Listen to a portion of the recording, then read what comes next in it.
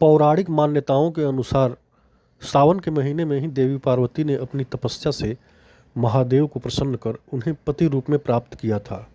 इसलिए देवाधिदेव महादेव को सावन का महीना अत्यंत प्रिय है। एक अन्य मान्यता के अनुसार इसी माह में सागर मंथन हुआ था, जिससे निकले हलाहल विष को शिव ने अपने कंठ में धारण कर लिया, जिससे उनका कंठ नीला पड़ गया और इस तरह उनका एक नाम नीलकंठ हुआ। महादेव को विष के ताप से मुक्त करने के लिए देवताओं ने उनका कई प्रकार से अभिषेक किया। तब से दूध, दही, घी, मधु आदि से शिव के अभिषेक की परंपरा चल पड़ी। आषाढ़ मास के शुक्ल पक्ष की एकादशी तिथि से कार्तिक मास की दशमी तिथि तक भगवान विष्णु योग निद्रा में होते हैं। तब तक देवाधिदेव महादेव ही सृष्टि के संचालन का दायित्व निभाते हैं। ज्योतिष काल गणना के अनुसार हर 3 वर्ष बाद एक अधिक मास आता है, जिसे मलमास या पुरुषोत्तम मास कहा जाता है। इस बार 18 जुलाई से 16 अगस्त तक अधिक मास होगा। अधिक मास में जप, तप और आराधना का विशेष फल माना गया है। पौराणिक मान्यता के अनुसार दैत्यराज हिरण्यकशिपु ने अपने कठिन तप से ब्रह्मदेव को प्रसन्न कर अमर होने का वरदान मांगा। ब्रह्मा जी ने कहा कि अमर होने का वरदान देकर मैं सृष्टि का नियम भंग नहीं कर सकता। तुम ऐसा वरदान अवश्य मांग सकते हो कि तुम्हारी मृत्यु साधारण न हो, बहुत कठिन रूप से हो।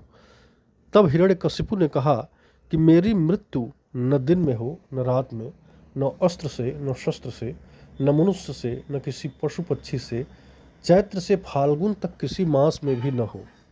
ब्रह्मा ने कहा तथास्तु, ऐसा ही होगा। यह वरदान प्राप्त कर हिरण्यकशिपु धरती पर अत्याचार करने लगा।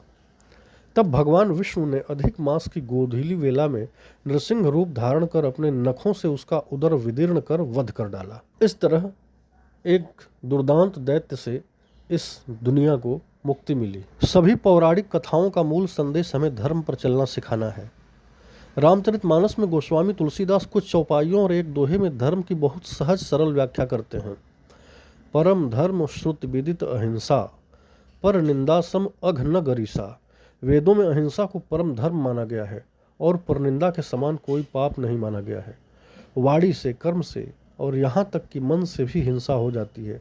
मानव को तीनों तरह की हिंसा से बचना चाहिए। कायिक, वाचिक और मानसिक हिंसा का त्याग ही असल अहिंसा है। धर्म न दूसर सत्य समाना, आगम निगम पुराण बखाना। सारे वेद पुराण यही बखान करते हैं कि सत्य से बढ़कर कोई धर्म दूसरा नहीं है। अगर हम सत्य के पथ पर चलते रहें तो धर्म से विचलित हो ही नहीं सकते। परहित सरिस धर्म नहीं भाई, पर पीड़ा सम नहीं अधमाई। किसी की भलाई से बड़ा कोई धर्म नहीं और किसी को कष्ट पहुंचाने से बड़ा कोई पाप नहीं। प्रगट चारि पद धर्म के कलिमहु एक प्रधान, जेन केन विधि दिन्हे दान करई कल्याण। हर युग में धर्म के 4 चरण सत्य, दया, तप और दान प्रसिद्ध हैं, जिनमें से कलयुग में दान रूपी चरण ही प्रधान है।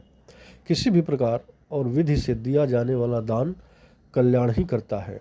निष्कर्ष यह कि आपसी प्रेम और भाईचारा ही इंसानियत का मूल धर्म है।